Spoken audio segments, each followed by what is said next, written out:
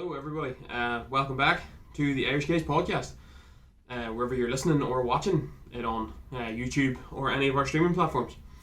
As I said, I think everybody kind of knows what we're at now at the minute. Just trying to make do as best we can with podcasts, videos, and different things like that. So I think everybody knows the crack now. Anyway, So I thought I'd do a little quick one tonight. I did one yesterday on Chelsea and what's went on with Chelsea and Frank Lampard, a little bit of the history, what my opinion was on it really, and just give my thoughts, see what you make of it. Hopefully you enjoyed it. It was just what I thought about, what the way Chelsea conduct themselves, and is this anything new, which I don't really think it was. I did that. I was going to do these two together actually, but I decided that I did a lot on Chelsea, so to just keep them a wee bit shorter, I would do, one for Liverpool on its own. That's what I'm here to do. I'm going to talk about Liverpool and their struggles this season. There's quite a bit to get into. There's a little, few different opinions. There's some people, I do follow a lot of like Liverpool social media and that, and there is in different areas some meltdowns.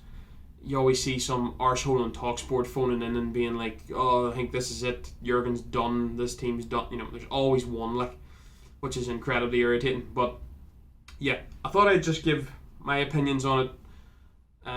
Where it's going wrong, what has, is there anything to change?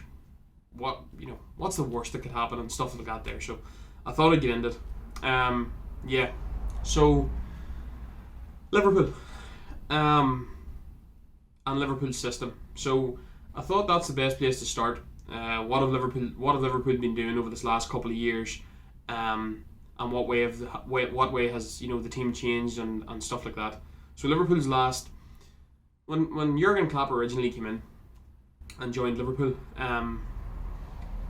he brought his counter pressing, Jurgen pressing style that it's pretty much world famous now in Germany. It's pretty much the done thing in Germany. Counter pressing. So he brought that in very early on, and it worked. The counter pressing, winning the ball back high up the pitch, sort of dropping back and then hitting on the counter attack.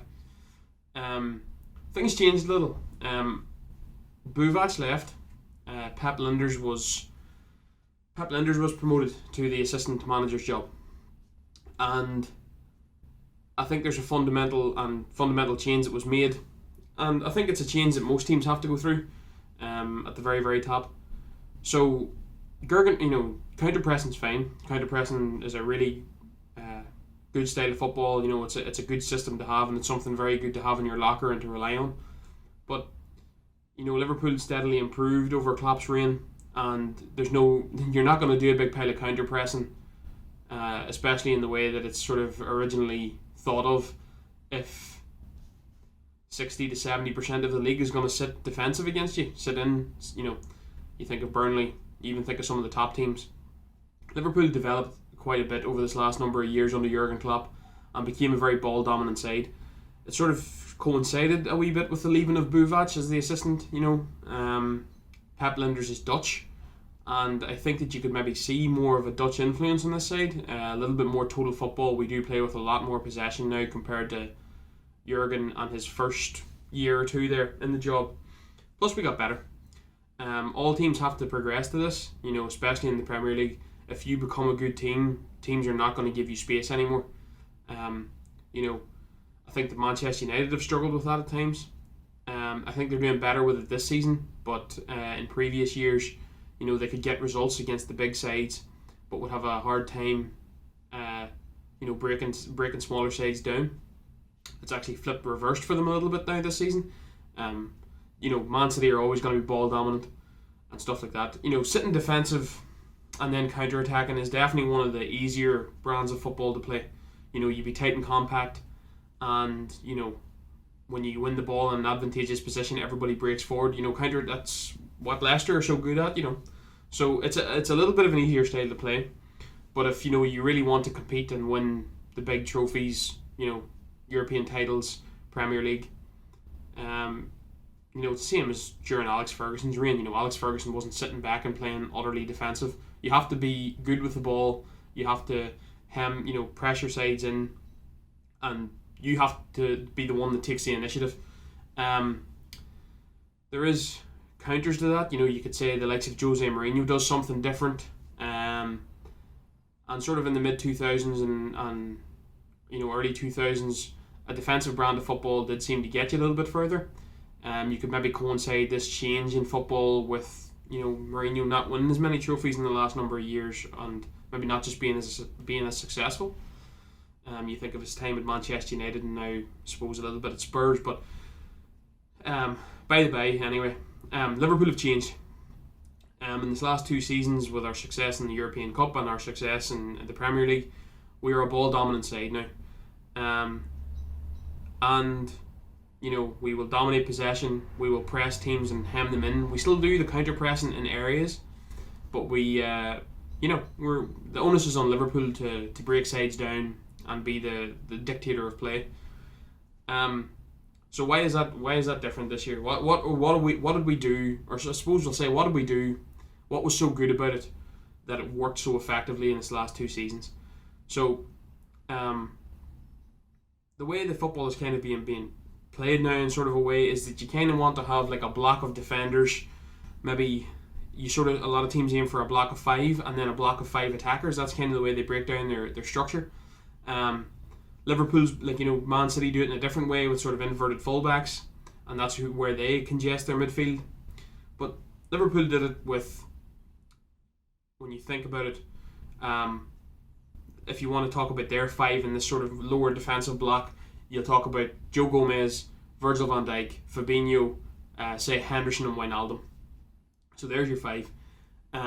The attacking 5 then, which is normally very different, which is quite different, is then it's Andy Robertson, Trent Alexander-Arnold, and then the front three across the middle, a lot more narrow. It's being done by a lot of teams. It's kind of the done thing now at the minute. Like as I said, Man City do it a little bit different. They invert their fullbacks and tuck them into midfield, and then their attacking 5 is a little bit different. So that's kind of the way that things have gone. And why did it work so well? Well, it worked so well because first of all, Liverpool played a very high line. They got criticised a little bit about it at the start of last season.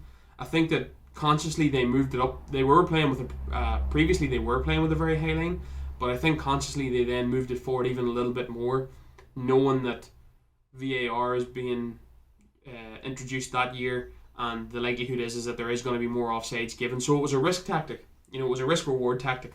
It was play that little bit higher. We can now really, really squeeze teams in. Joe Gomez and Virgil van Dijk were, if they weren't just in our half, they were right up at the halfway line. They were right and pressed up. What would happen then is Fabinho kind of sits in front of them just in the hole there, and he would cover a lot of the middle. So what would happen if Liverpool lost the ball would be, an initial press from the likes of Mane, Firmino, Salah, and because the pitch is very congested, and because everybody's so high up, there's less room for a player to turn, get his head up, pick a pass, and get out of that situation. Now, if they did get out of that situation, it was fine. But we had things to help stop. So, if the ball was played through the middle, Fabinho was one of the premier holding midfielders in the world. He's really good at reading the game in there. He's good at making a foul too if need be and necessary. He's good at a sliding tackle. He's physical in there. He's tall, so a long ball again would be easily cut out for the likes of Fabinho. And then if you decided to play long and in behind, the pace of Virgil van Dijk and Joe Gomez got Liverpool out of a lot of situations there. We've seen the videos of Virgil van Dijk running down Kylian Mbappe and other players of that nature. And Joe Gomez is no slouch either. So, not that they had to be quicker than the strikers, but they were quick enough to keep, cut out, cover, and, prevent the attack from developing. You also had Gini Wijnaldum and Jordan Henderson in there, who would at times drift a little bit further wide and maybe cover the fullbacks. So if it was a more of a shorter break, and that's where our cover came from. That is exactly where Liverpool's defensive solidity came from. Liverpool won a lot of games last year 1-0 or by a 1-goal margin. Um, and you can talk about, again, back to the fact that we used to counter press quite a bit and there was more space for our team to work. Now, players have won golden boots, but that first season where Salah came in and scored the ridiculous amount of goals is when we had more space to play. Teams were more had more encouragement of coming out and playing against Liverpool. Now that now for the last couple of seasons they haven't. They've sat right and deep, so there's been less space for the likes of Salah, Mane, Firmino to work. So they've had to work harder for their goals, and we haven't scored as many goals because of it. So, yeah, that's the way Liverpool have been playing for this last couple of years, and things have gone wrong a little bit this year. So obviously we know very easily enough why they went wrong. Our two starting centre halves are now out. For one probably for the entirety of the season, one for the majority of the season. And this, injury crisis or whatever, these two injuries have fundamentally changed what Liverpool can do. And it has affected everything surrounding Liverpool's game. As I said, we can't, because most teams now sit back against us. We have less space to work, and it coincides a little bit, I would imagine, with Liverpool's goal drought as well. But it's fundamentally changed what Liverpool can do as a team. We've lost our two starting centre halves, so the cover and with the high line that we have been accustomed to playing, we can no longer entirely do that. We can't just push up as high as we were up to the right, right up to the midfield, because now we have to play Fabinho and say Joel Matip for an example at centre half. Neither is really gifted with an awful amount of pace. Now they're both very competent centre backs, and when Liverpool actually do play with both Matip and Fabinho in there, they look fairly good. So defensively we can't push as high. So what does that mean for the rest of the team? Well, that means that the team, as a unit, what you can't have playing football is one unit doing whatever it wants by itself, and the rest of the team has to adapt. So everybody else has to fall a little bit deeper because we can't play as high with our centre halves back there. If you notice, and if you've watched Liverpool games this season, where Virgil van Dijk, if Liverpool were in possession, where Virgil van Dijk and Joe Gomez were maybe taking a pass back off on Andy Robertson, and they were taking it 2 to 3 yards deep inside their own half. If you watch a lot of Liverpool playing this season, that pass is now back 10, 12, 15 yards back into our own half. That's how deep at times Fabinho and Reece Williams or Joel Matip can be at times. That's with the ball. Without the ball, we obviously have to drop deeper, and as I said, we can't press as high. The forwards can't press as high as they normally would. The midfield can't press as high as they normally would in transition. So, like, if Liverpool lost the ball, what used to happen was Liverpool's backline was tight up into the midfield, which allowed Mane and the forwards to press right onto the centre halves, and knowing that the midfield would be right up behind that, still in the opposition half, and Liverpool's backline would be just in and around the halfway line. And what that does is it means that the opposition has less time, less space to get their head up or turn. Another man can make himself available to receive the ball, and he can then turn. And what's different about that this year is that because we haven't been allowed to defend as high up the pitch as we had, there's players that have now been able to, in them situations, have found more space and created that extra pass and bypassed our midfield. I'm specifically thinking about the United game at the FA Cup game. There was a lot more time in there for some of Manchester United's midfielders, and they bypassed our initial press. The problem with bypassing the initial press, even when we had it in previous years, is that you're a little bit exposed at the back. But again, Virgil van Dijk and Joe Gomez, they can get back deep and quick and nullify them attacks. Now, when you bypass our initial press, we look a lot more exposed, and we are giving away much more chances. So yeah, that's where we've been. That's the struggle that we're having at the minute. Taking them two centre halves out has fundamentally changed the way Liverpool play football, defend and attack. Um, in the attacking aspect, Virgil van Dijk is a great passer of the football. Joe Gomez is no slouch either, and their distribution from the back is fantastic. They keep the ball moving and ticking over. They speed it up when need be. They're great at diagonal balls, long balls to the fullbacks in space, and that's been taken away. So, in order to cover for this, obviously Liverpool have had to play Fabinho at centre half. So now not only is your two best centre halves not there and not playing, your now best person at holding the midfield together and your best screening midfielder in front of centre halves is now playing in a different position as well. So the entirety of the spine of your team here is weakened. It's the spine of your team is the most important part of your team. You have to have a solid goalkeeper. You have to have one at least very, very good centre half. You need to have maybe a good holding midfielder and another one in there, another really good midfielder, and then you need a good strike. The spine of your team is the most key part of your team. It's the reason why when youngsters burst onto the scene, they're put in the wings. You think of whomever, Marcus Rashford or Mason Greenwood at the minute for Manchester United. It's the reason that you're put out on the wings. The spine of your team has to be solid, and the entire spine of our team has been completely disrupted. So our two centre halves aren't there. Fabinho has to move back. That's not his best position, and it's not great. And then Jordan Henderson has to move into the centre defensive midfield role. Now that's not his best position either, so it now weakens the rest of your midfield as well. Not to mention that Jordan Henderson actually had to play centre half at one point this season as well. A couple of points to be fair, but now not only is your centre half partnership weakened, your midfield is weakened as well, and that's where we're struggling. That is where Liverpool are struggling at the moment.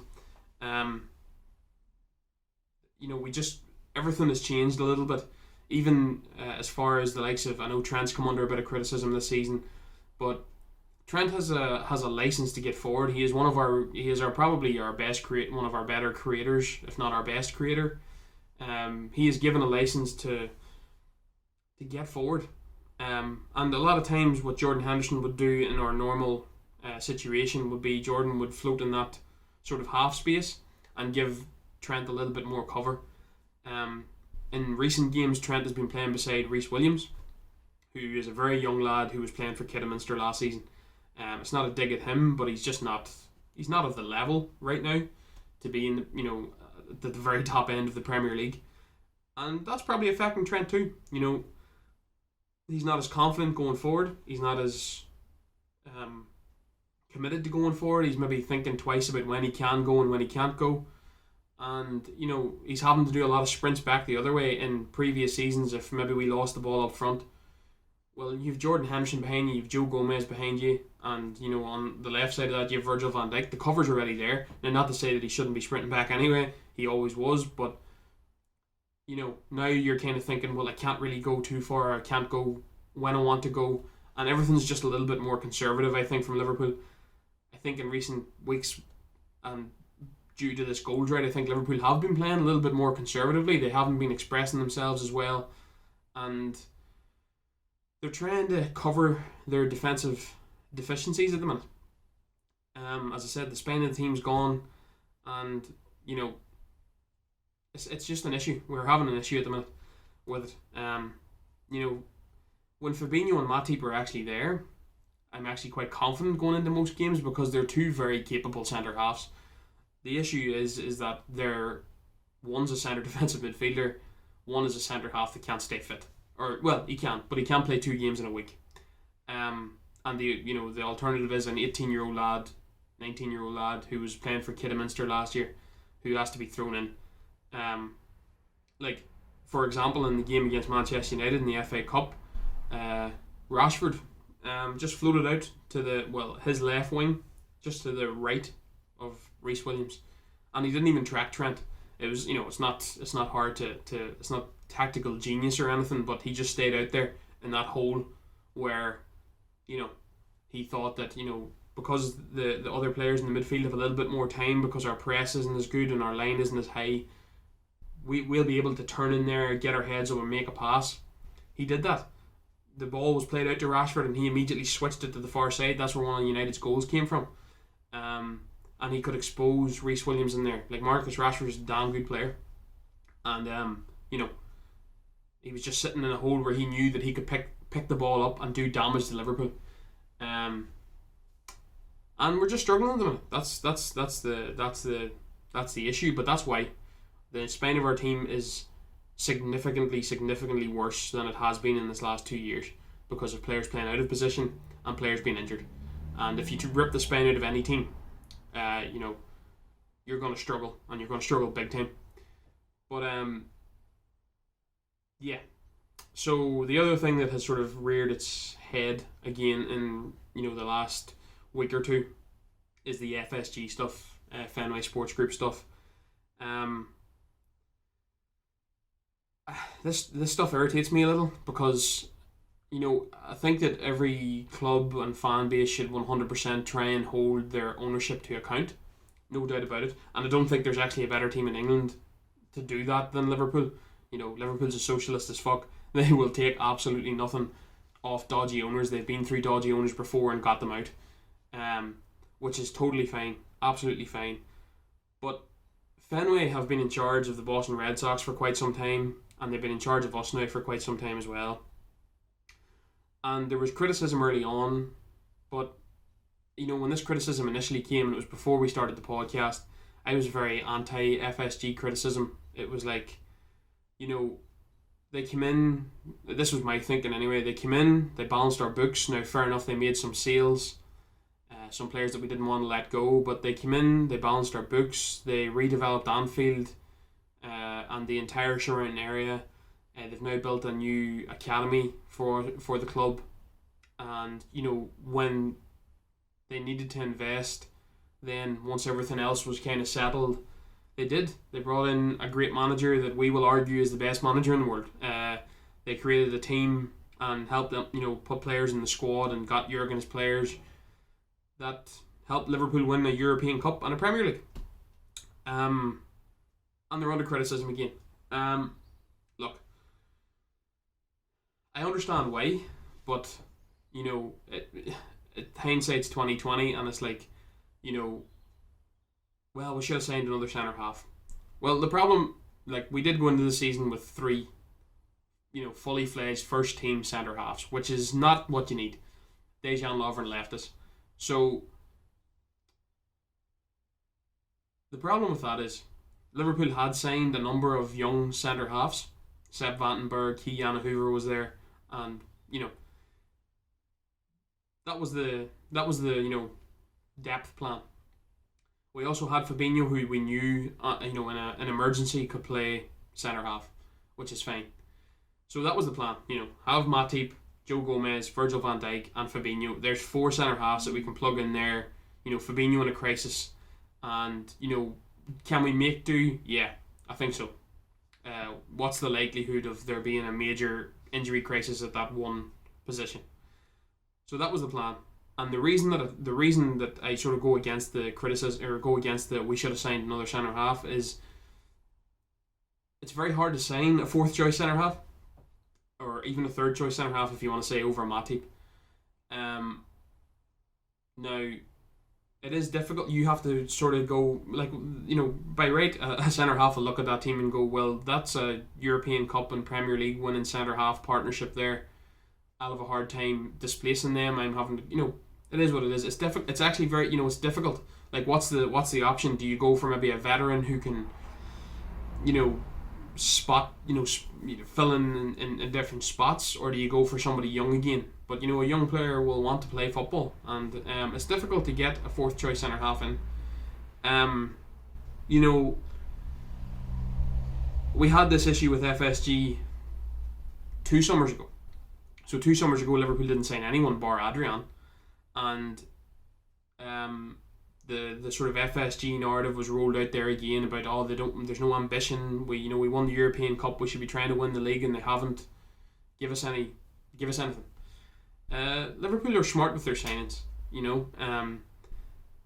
They then didn't sign anybody that summer. Won the Premier League at a canter at that. They then brought in Takumi Minamino in January, and then followed that up with a summer of signing Thiago Alcantara, Diogo Jota and backup left back cover, which is one thing we were calling for ages. Um, no lies. They took a chance. They took a chance with the centre half issue. They did, and with everything surrounding, like, I don't know the finances of Liverpool, and neither does pretty much anybody watching this. So all I do know is that the highest thing that any club pays is wages, and I think it could be up to maybe 60 or 70% of a club's expenditure. So they're still paying that, and they're not getting their weekly or bi-weekly money from fans. The grounds are empty. There are some incredibly smart people running Liverpool. There's a person that worked on the CERN Super Collider in Switzerland, running Liverpool's transfers and money and all that carry on. So he's a lot smarter than me and anybody else that's talking about what Liverpool should be doing and why. They have had a good transfer policy. They've hit on a lot of transfers. And this is the best depth that Liverpool have ever really had in my Liverpool supporting, life. So, we have options up front. That was one thing. Oh, we need more options up front. There's not, you want the drop off between our initial front three and the backups isn't good enough. We then signed Minamino, and then we signed Diogo Jota, who came in and hit the ground running like nothing ordinary. We still have Divock Origi, who can be poor but has scored a lot of big goals for us. We have Shaq as well, So we're not bad up there, but we lost Jota. We lost Thiago for a portion of the season as well. We have good depth in midfield. We have left back cover. We have right back cover. And we do have centre half cover. The only issue is that all of our centre halves are fucking injured. So, the transfer team is good. They have been good the entire, most of the last few years. When we said that we needed a goalkeeper, they went and got us one of the best goalkeepers in the world and spent 70 odd million or whatever it was to do it. So to criticise them at this point is crazy to me. It's absolutely crazy. They apply a moneyball strategy, and they wait for their value. We waited for Virgil van Dijk. There was the talk of going for Timo Werner, and then money issues came up, and we went and got Jota, who's been fantastic. So they are not stupid, and they are, they're sensible with their money. I'm assuming that teams are every team in the Premier League's losing money, and there's other teams that have taken out massive loans to cover transfers and put themselves into more debt against the club. Liverpool haven't done that, as far as I'm aware. Are FSG perfect? Absolutely not. They have made mistakes along the way. Ticket pricing, I know that there was some stuff around wages and pay for workers in Anfield as well. So they haven't been perfect. And where the criticism comes from them now and where it started at is we need to sign a centre half, and we haven't done it yet. I don't know what their finances are. And again, I would imagine that it's probably difficult. Players that are, maybe thinking about signing for Liverpool are sitting looking at Virgil van Dijk and Joe Gomez going, well, I mightn't get playing a big pile if I do make this move. I wouldn't say it's easy.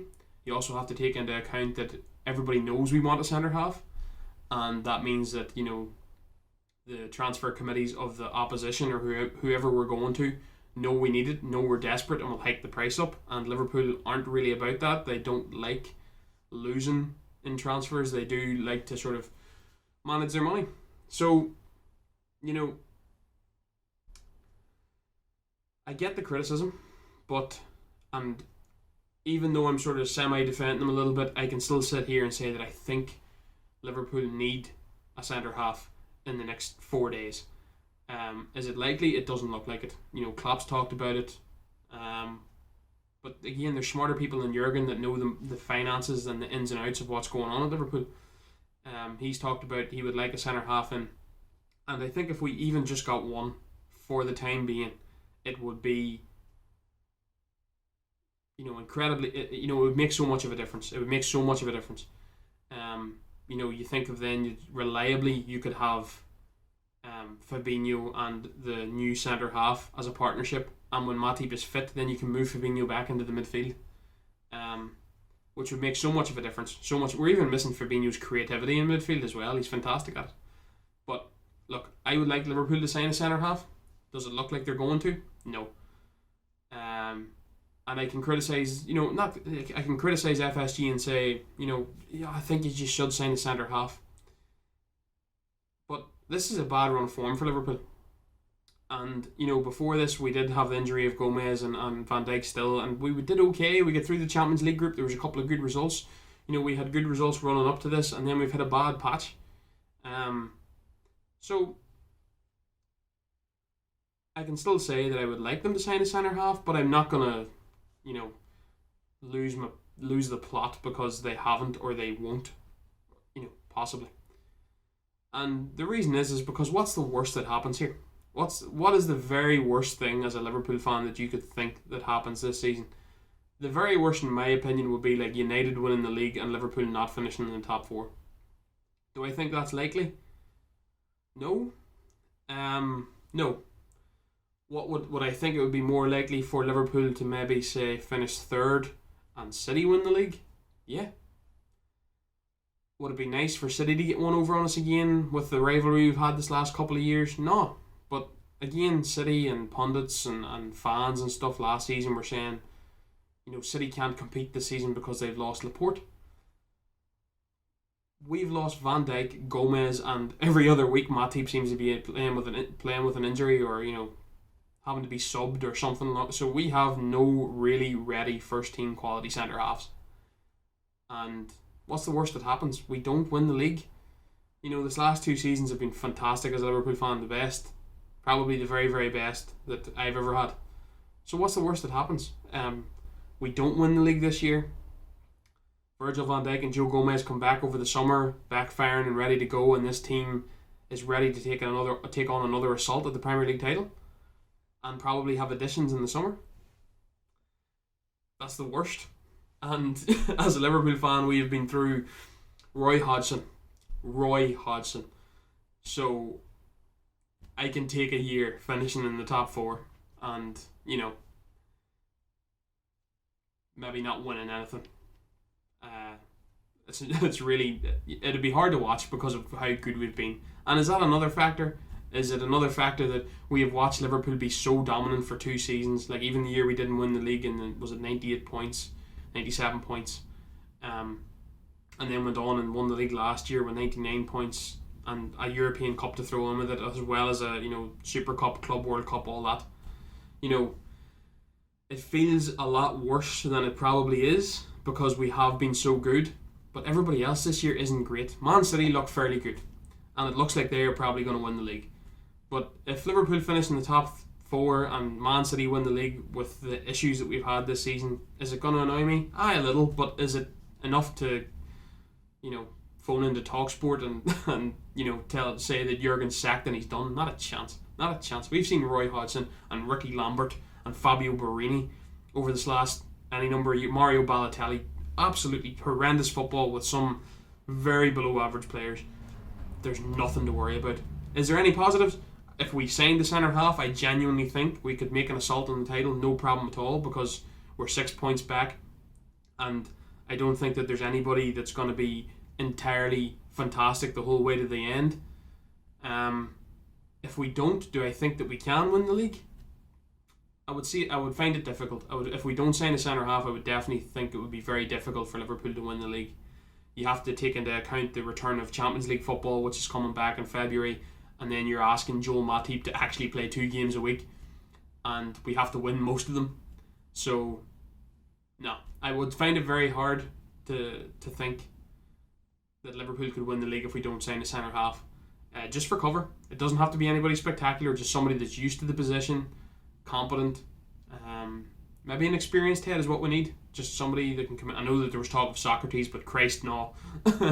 No, I think I'll be alright with that one. But anyway, just to round out, is there anything that Jurgen could maybe do differently?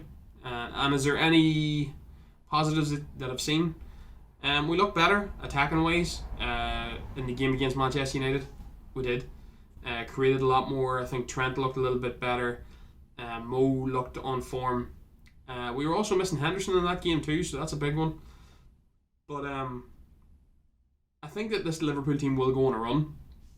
I think that, in the next few weeks, Liverpool will maybe, I think, like, you have to remember back that even when we lost Gomez and Van Dijk, there was a period in time there where we were winning games.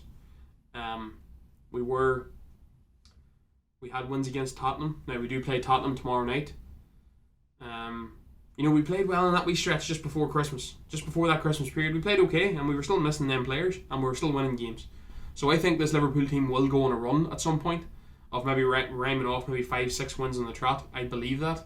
I think they'll get their head down, they'll work something out, and they'll win 5 or 6 games, and then just see where we are. Just see where we are. Maybe we are still in the title race. Maybe we're just looking like we're maybe nailed on for top 4.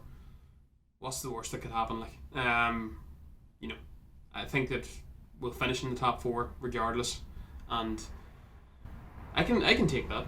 There's no issues with it. But as I said, I think that Liverpool will go on a run. I think the strikers will start scoring more goals again, and I think that we'll beat teams. It's a very big game tomorrow night. I think this could be an interesting one. I think it's a must-win if you really, really want to challenge for the title still. I think it's a big one. It's a big must-win. We're now 6 points, 7 points, I think. 6 points maybe behind Manchester City. So we play Spurs tomorrow night. We beat them earlier in the year with Reece Williams at centre-half. And if we win this game, maybe we get a bit of momentum. Maybe there's a bit of kick back into our season. And then maybe Liverpool can go on a little run for 5 or 6 games. And then maybe City falter, have a couple of draws, United as well, and you're right back in the mix. You're not too far away yet. This is the worst period that Liverpool have had in this last 2 to 3 years, and we're 6 points off the top, and we have one kind of half-fit centre-half. It's not that bad. It's not that bad. We have seen a lot worse. So, the best that could happen, we work it out, maybe we sign a centre-half, and maybe we win the league. And what's the worst? I think we finish in the top 4, and maybe we don't win anything. But it's not that bad. But anyway, that'll do me. I sort of rambled on a wee bit there at the end. Just a quick one on Liverpool. I'll maybe see if I want to do something else for the rest of the week. I'll probably be watching the Liverpool game tomorrow night, so I don't know if I'll do a video. I'll maybe think of something up on Friday. Vesty has stuff coming as well, I believe, or so he says. So maybe there'll be something like that. As I said, Irish Guys podcast on Amazon Music, Spotify, Podbean, and iHeartRadio. Where, as I said, there's also videos now on YouTube if that's where you want to watch them. Follow our Instagram page. It'll keep you up to date on everything that's happening and going on. A little bit of interactive stuff as well. And yeah, hopefully you're still enjoying it. It's usually better when there's a few of us here and we're sort of cracking and laughing, because I've kind of got away with it a little. United went on this run over Christmas, Liverpool fell apart, and haven't had the 2 United men in here giving me shit. So I've kind of got away with it a little bit. But yeah, it's usually better when there's a few of us in the room, but we're making do as best we can. And yeah, we'll keep at it for the time being. But that's it. I'll maybe think of something to do on Friday night and throw it out. Usually I'll be doing NFL stuff, but it's the Pro Bowl week. There'll be plenty of NFL stuff next week. Right, well, I'll get out of here, folks. Thanks very much for listening. Cheers.